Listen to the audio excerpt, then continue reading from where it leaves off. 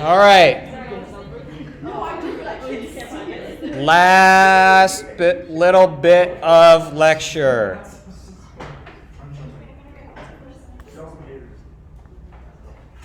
Come on. All right, so prevention. There are a lot of things that we can do to prevent heat stroke, heat illness.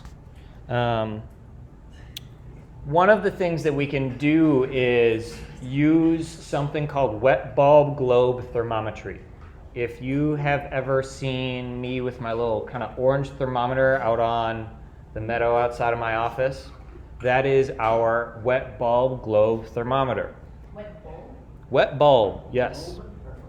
So what it does is it takes into account humidity, ambient air temperature, radiant heat, sun angle, and wind speed. Puts it all into a big calculation and it spits out a number. Typically from about 70 to 95-ish, depending on different factors.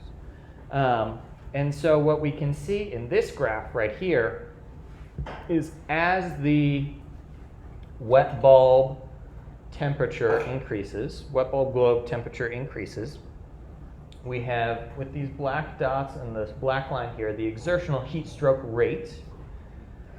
And we can see as the wet bulb globe temperature increases, so does essentially linearly the rate of exertional heat stroke. And there are different kind of groupings under which we put the wet bulb globe temperatures. And it's also dependent upon where in the US you are. We'll get to that.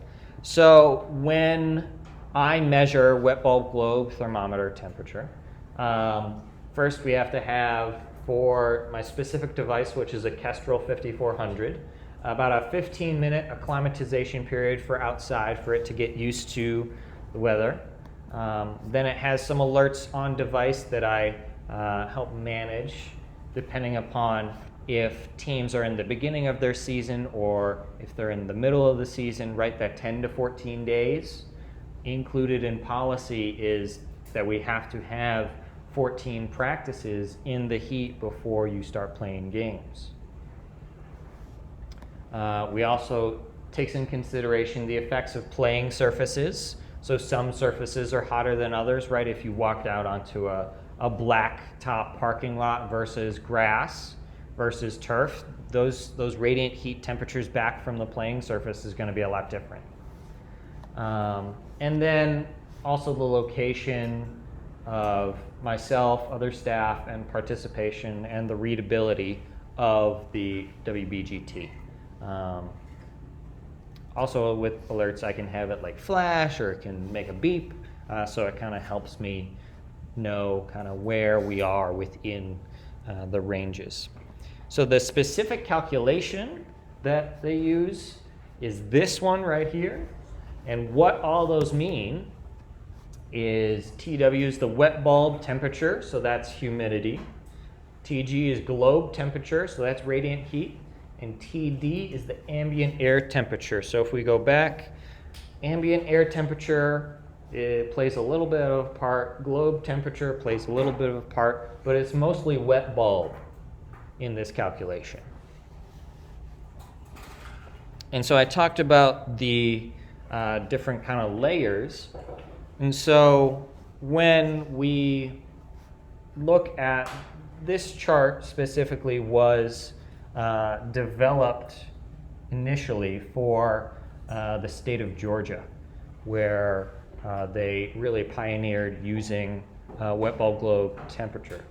And the reason for that is that wet bulb globe temperature was developed in the 60s for the US military on Parris Island when they had a number of recruits dying from exertional heat stroke. Obviously, that's a bad thing. You can't train people, they're dying. You want them to continue to work for you, so they came up with a way to kind of categorize the temperature outside and the conditions outside and modify things based upon how hot it is. For where we are in Phoenix, our acclimatization period is in category 2 right here, and then during the regular season we are in category 3. So then you might ask, well, isn't there something similar to this, like, say, heat index, right? Kind of gets a sense of kind of how hot it is. It should do a good enough job. Well, wet bulb globe versus heat index. Heat index is measured in the shade, so that doesn't really reflect if you're participating outside on a soccer field. You're not going to be in a lot of shade. They both use temperature, they both use relative humidity, but wet bulb also uses wind, cloud cover, sun angle, and it's just a more accurate reflection of the conditions outside. And so then when we look at the playing surfaces, we can see these are all at about 1 to 1:30 p.m. At ASU. And we can see tennis courts right here and the track are about 150 degrees versus we get a lot of blue and green here on the tennis courts. We have some really hot temperatures on the baseball field and on that football turf. Can you go back to the one with the categories? Why does it say no outdoor workouts slated practice until cooler WBT is reached? Do like those schools in like Arizona right now have like outdoor practices and stuff? Yes. So like we shouldn't? So remember, this is a combination of a bunch of different measures, right? This isn't just ambient air temperature. This, when I take my readings, and one of the things that the AIA is actually doing is we are a part of a data collection process that is examining, one, how often are people getting heat stroke, heat illness, heat cramps in Arizona in AIA athletics in the fall, and then two, what are the conditions outside where these are happening? And this is the second year we're in this project. Last year, we didn't really have a lot of heat stroke and heat illness, and we found that the average temperatures that we were seeing for WBGT were pretty low. They're in this like orange and yellow range. And so what that indicates to us is that people are practicing at times where it is cooler outside. And that's good because then that reduces the likelihood of people getting exertional heat stroke. So like the 92.1 degrees Fahrenheit isn't just like the actual outside temperature? No, it because calculates the humidity and then... Right, so we get humidity, we get radiant heat, and we get ambient air temperature.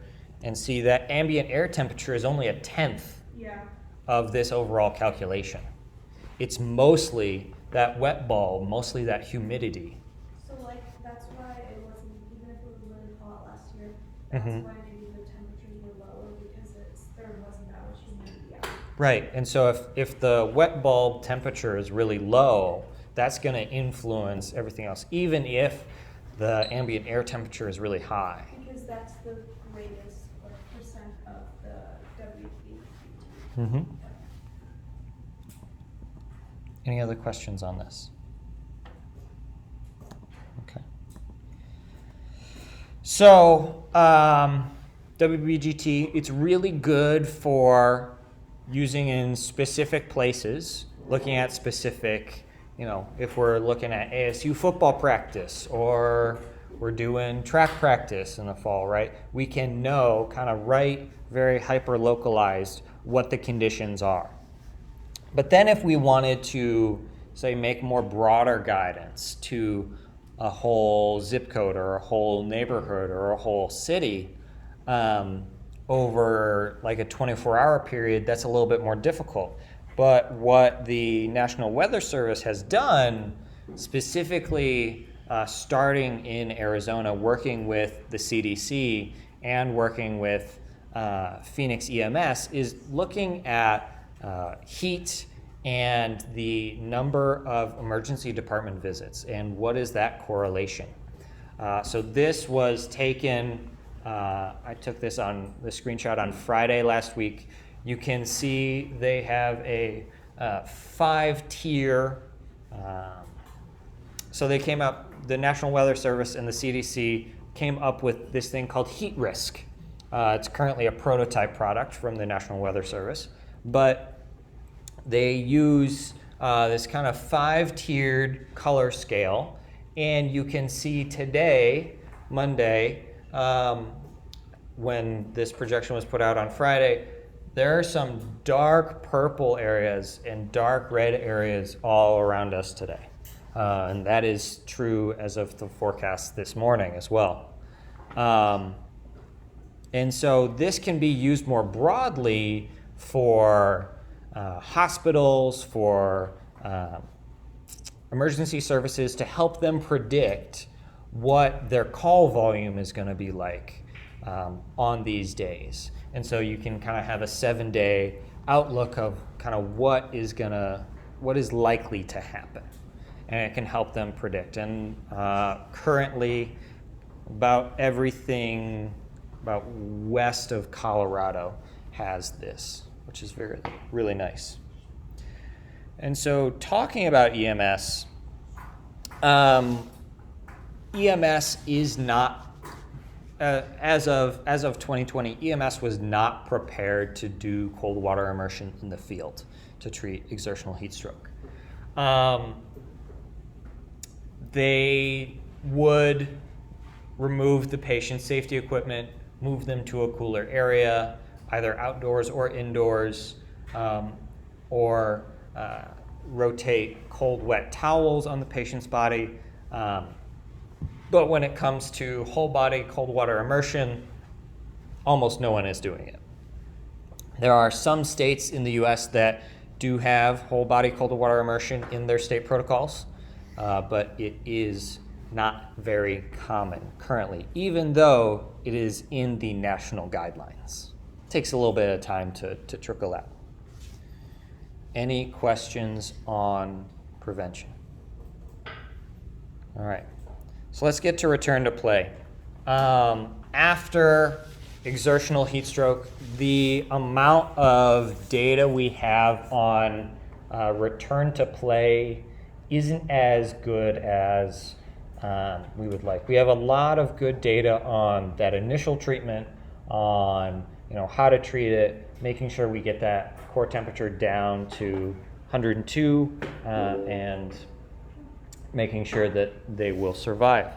But there is currently kind of not solid data for after someone gets exertional heat stroke, what is the process for them to return. So what we have done is kind of come up with a patchwork of a progression. And the progression is, you might notice, kind of similar to how I might treat concussion. So initially, I'm not going to have someone participate at all. Then I'm going to have them walk around. Then I'm going to have them maybe run around. Then I'll have them do some sport-specific activity. Then I'll have them do kind of non-contact. Then have them do full contact. And then they can return to full gameplay. So similarly, with heat stroke, compared to concussion, it is significantly longer. Kind of the minimum amount of time we're going to have is, 17 days from the time that you have heat stroke until the time that you're able to return to play, full gameplay. And you can see kind of here how we gradually increase their volume and their intensity over time to make sure that they can withstand and their body is ready to reacclimatize. because once you get exertional heat stroke, kind of your body's thermoregulatory system gets all out of whack, and we want to make sure that it's kind of restored to normal.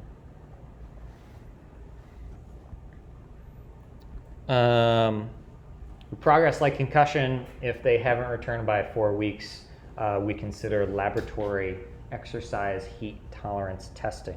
And those labs that do have heat tolerance testing are few and far between.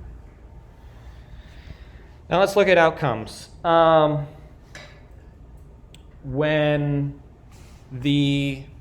kind of one group that has done a good amount of assessment on exertional heat stroke and its outcomes. This data is from the Falmouth Road Race. It is done by, you might be able to see right up there, Doug Casa. This is a road race that occurs it's either New Hampshire or Massachusetts in Falmouth. Every year, this is a town of about 5,000 to 10,000 people. They have one hospital. Their emergency department has 4 beds. About 30,000 people show up for this road race. And since it is by the water, it is often hot, it's late in the summer, and it's very humid. And so they have a lot of patients who sustain exertional heat stroke. So one of the things that they have done is they use cold water immersion, they use rectal thermometry, and they have followed patients long-term after they have presented with exertional heat stroke. This isn't very typical of a lot of road races because of the unique setting that it's in. There are a lot of physicians here, and it's not very typical of a lot of road races. So what they did is they used cold water immersion, and they had 274 cases of exertional heat stroke with immediate use of rectal thermometry and cold water immersion. 100% survival. If this data does not convince you that cold water immersion works for keeping someone alive for exertional heat stroke, I don't know what will. 93% of the patients they sent home, and only 7% they had to send to the hospital. This is a simple and effective treatment that works.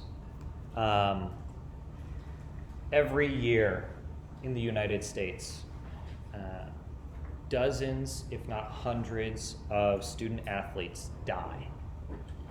And they die because policies like this are not put in place. So far this year, there have been at least 18 student athlete deaths, most of them high school students. Nearly every death that occurs in high school athletes is preventable. This is one of the big reasons. There are 4 major causes of sudden death: cardiac arrest, heat illness, head trauma, and exertional sickling, the 4 H's: head, heart, heat, hemoglobin. It is all preventable, and I want you all to take that with you. And we'll end there on that happy note.